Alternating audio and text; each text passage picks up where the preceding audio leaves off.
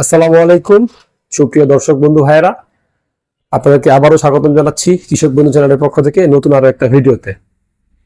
তো আগের ভিডিওতে আমরা আলোচনা করেছিলাম কিভাবে অনুখাদ্য ব্যবহার করে ধান ক্ষেতের ফলন বাড়ানো যায়। তো আজকে আমরা আলোচনা করব ধান ক্ষেতের আগাছা, যেটা বহুল প্রচলিত সমস্যা এবং খুবই ক্ষতিকর সমস্যা, ধানের এই আগাছা। তো ধানের এই আগাছা কিভাবে দমন করা যায় এবং ফলন বাড়ানো যায়, এটা থাকবে আমাদের আজকে আলোচনার মুখ্য বিষয়। তো প্রথমে আমাদেরকে জানতে হবে আসলে আগাছা কি। আপনারা তো ভাইয়েরা সবাই অনেকে অনেক কিছু জানেন। তো আগাছা হচ্ছে কি, কোনো কাঙ্ক্ষিত উদ্ভিদে অনাকাঙ্ক্ষিত উদ্ভিদই আগাছা।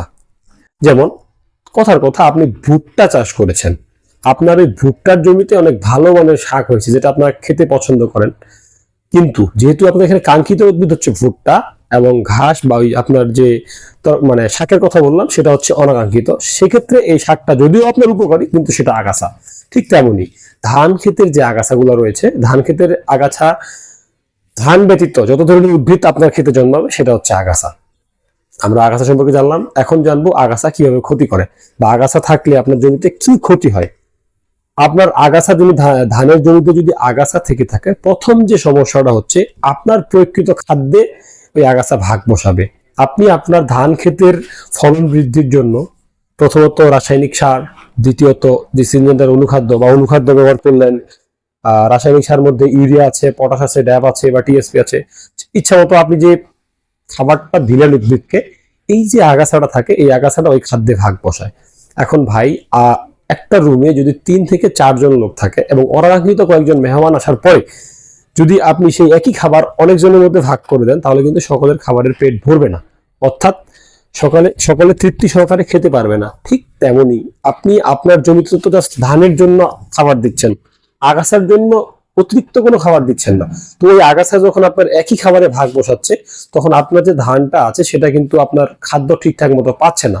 আর আমরা সকলেই জানি, যদি খাবার ঠিকঠাক মতো আমরা না পাই, উদ্ভিদ না পায়, সে কিন্তু ভালো ফলন দিবে না, তার গাছের চেহারা ভালো হবে না। সো আগাছা বিষয়ে বললাম।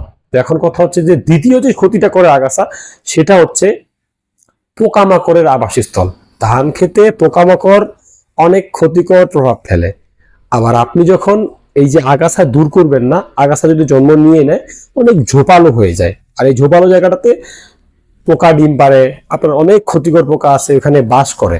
তো এই ক্ষতিকর পোকা, মাজরা পোকাও বাস করে। এখন এই পোকাগুলা যদি আপনি আগাছা দমন না করেন, তাহলে কিন্তু এই পোকামাকড়ের আবাসস্থল বেড়ে যায়।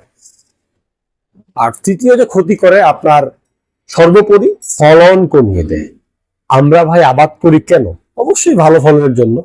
এখন ফলন যদি ভালো না হয় ভাই, আপনি এত কষ্ট করে পরিশ্রম করে, আপনার টাকা খরচ করে, আপনার পরিশ্রম দিয়ে আপনি যে ধান আবাদ করার চেষ্টা করছেন বা ধান আবাদ করছেন একটা ভালো ফলন পাওয়ার জন্য, সামান্য এই আগাছা যদি আপনার এই ধানটা বিনষ্ট করে দেয়, তো আপনি, আমার সবারই মন খারাপ হওয়ারই কথা।